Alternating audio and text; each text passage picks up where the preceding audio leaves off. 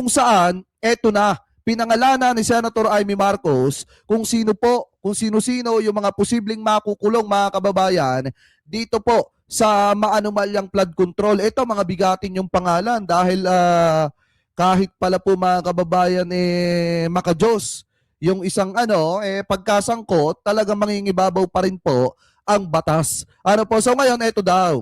Sabi po dito mga kababayan sa News 5, sino-sinong senador at kongresista ang makakasuhan?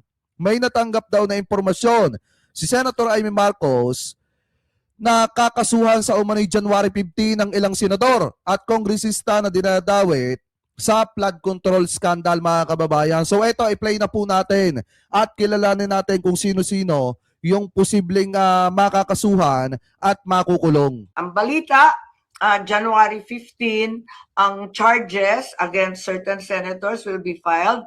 I understand they have already drafted against Senator Jinggoy, Senator Joel, and former Senator Bong. Sabi dito ni 5590, wala naman project yung BBM mo, inutil. Ano yun?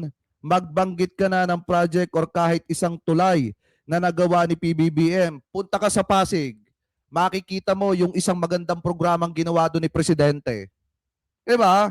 Tapos ito pa, mga kababayan, tanungin mo yung mga kababayan nating magsasaka kung ano yung pinakamagandang nagawa ni Presidente ngayon. Baka magulat ka. Kasi yung panahon na itinigil ni Duterte yung pamimigay ng lupa, sa panahon ni PBBM, dire-diretso yan. Diba? Ikaw, kung tatanungin kita, may nagawa bang project si Sara Duterte? Ano na bang proyekto ngayon ni Sara Duterte? Yung libreng sakay? Anyway, tuloy natin. Revilla. Pagkatapos ang balita ko, meron na rin daw against Congressman Garjola, Congressman Yap, and his brother, Congressman Yap as well. Ang balita ko, February 1, ang pinapakong date na i-disband na raw yung ICI. Ayun. Wala nang ICI. Kung sa bagay, nag-resign na lahat ng member pero wala pong maliwanag. Lumampas na yung due date na December 15. Sabi may matcha charge na. Lumampas na rin ang Pasko. Lumampas na yung New Year at saka Three Kings. Wala pa rin. Kaya wag ka mag-alala, Senator Amy. Baka nga magulat na lang kaming lahat. Isa ka pala sa makakasamang makasuhan Diba? Pagdating ng araw, baka nga magulat kami, isa ka din sa makukulong. Diba? Hindi ko alam kung saan ito patungo. Ma'am, yung pong sinasabi yung yung about sa certain Senator Bong Revilla, ganyan. Sabi dito, maliit yung Pasig, Esplanade, Diyos mio. Naghahanap ka ng tulay, di ba? O nung sinabi kong meron, sasabihin mo maliit. O di ibig sabihin may proyekto si PBBM. Di ba? Ito mga didisit, tanga din minsan no? Charges or arrest ito, ma'am?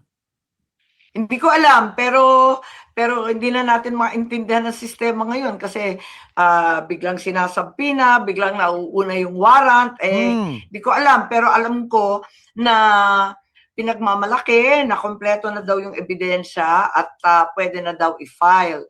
Ngayon, ang sinasabi din, wala raw sa ngayon direct evidence linking Senator Cheese, former Senator Nancy, former Senator Grace, and Senator Mark Villar. At hinahanda daw yun. Bakit naman ganito lahat?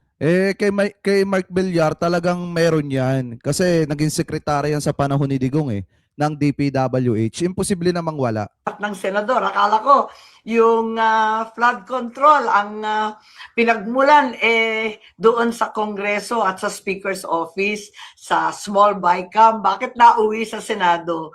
Parang sobrang diversion na to. Alam nyo kasi mga kababayan ako, pananaw ko dyan, hindi naman pwede mga kongresista lang yung makukulong. Tapos yung mga senator na talagang nakinabang sa pera ng bayan, hindi po mapapapanagot. Di po ba? Napaka-unfair naman yan. O di dapat lahat makulong yung mga sangkot dyan. Kahit nga mga kababayan, kung mapapatunayan na talagang sangkot yung Sir Mualdez, dapat po talaga makulong yan. 'Diba? Kasi ang pananaw ko diyan, hindi naman porket sumusuporta ka sa presidente, tapos may ginawa kang kasalanan, maabsuelto ka na agad. Wala pong ganon. Kasi nga sa panahon ni PBBM, kahit pa kamag-anak o kapatid, basta napatunayan na ikaw ay nagkasala, dapat kang managot. Kahit nga si Senator Amy, once na lumabas yung kanyang bagman, 'di ba, na di umani ng ibang bansa daw. Pag yun, nagsalita, mga kababayan, at napatunayan na sangkot talaga, itong si Senator Amy, pwede siyang makulong.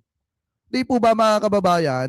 Alam nyo, hindi lang senador yung tawag dito, yung pwedeng makulong dyan. Maging ang mga kongresista o mga miyembro ng gabinete ni PBBM, once na mapatunayan sangkot, dapat po managot ang mga yan. So ngayon, mga kababayan, ituloy pa natin. Ito pong usaping ito, dito pa sa isa pang balita na nakita po natin na kung saan, mga kababayan, bukod po dito sa mga senator na posible pong makulong, talagang meron din, mga kababayang masisibak sa trabaho pag hindi po pumasok. 'Di ba, mga kababayan? Kasi ayon po kay Senator Amy Marcos, ito daw pong si Senator Bato de la Rosa ay hindi na daw po sumasagot. At parang hindi na daw po, mga kababayan, matrace ano po kung nasaan na ba ito. So ngayon, ito, pakinggan po natin. Dati, nung umpisa, talaga nagte-text pa yun sumasagot pa Pero ngayon, hindi na sumasagot. Nate-trace daw yata ang mga cellphone. Ang kinukumusta ko na lang yung asawa niya. Sabi dito, PRRD project, nag-research pa yung LRT extension. Yung sa Cavite daw, mga kababayan. Natapos ba yan sa panahon ni Digong? Yung Boracay Rehab. Punta ka ng Boracay. Kagagaling ko lang doon. Noong, ilan ba ako nagpunta doon? September ata o July, mga kababayan. Bago pala ako mag-birthday noon. Nagpunta ako doon sa Boracay. Merong mga part doon, mga kababayan, na hindi maganda. Ito, in my personal opinion, mga kababayan, kaya nga hinahanap ko doon yung sinasabing rehabilitation daw ni Duterte. Wala naman. Tapos ano ba sasabihin mo? Yung sa Manila Bay. Kita mo ba yung nangyari na ngayon doon? Punta ka ngayon doon. Di ba, mga kababayan? Alam nyo, yung driver's license daw po, 10 taon, hindi naman kay Duterteng panukalang batas yan Di ba? Hindi kay Duterteng panukalang batas yan. Huwag niyong angkinin yan. Nagkataon lang na siya ang presidente noon at kailangan niyang permahan yan. Diba, mga kababayan? Hindi po kay Duterteng panukalang batas yan. Kaya hindi po masasabi na sa kanya yan. Diba? Ito pa, ano pa yung sabi dito? Yung Cavite-Bataan Bridge. Tapos na ba yun? Pagkakaalam ko, parang hindi pa tapos yun.